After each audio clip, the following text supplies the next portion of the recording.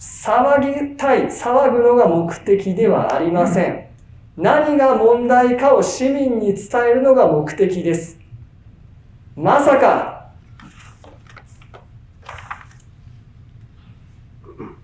起きていらっしゃいますか？こうして議場で平気で目をつむっとる議員が何人もいるとは市民は思ってないわけですよ。いびきをかいて寝とる議員が、一般質問を一回もせん議員がおるとはね。で、その発言の中でもどっかから持ってきたような、言うなら